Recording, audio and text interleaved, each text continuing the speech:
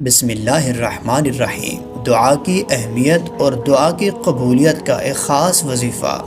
دعا ایک عظیم عبادت، عمدہ وظیفہ اور اللہ پاک کی بارگاہ میں پسندیدہ عمل ہے۔ دعا در حقیقت بندے اور اس کے خالق و مالک کے درمیان کلام، راز و نیاز اور بندگی کے اظہار کا ایک ذریعہ ہے۔ دعا بندے کو رب سے ملانے، اس کی بارگاہ میں حاضر ہونے کی ایک صورت ہے۔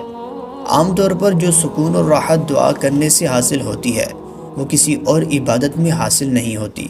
دعا عبادت بلکہ مغز عبادت ہونے کی وجہ سے جس طرح آخرت کے اعتبار سے فائدہ مند ہے، اسی طرح دنیا میں بھی بہت مفید ہے۔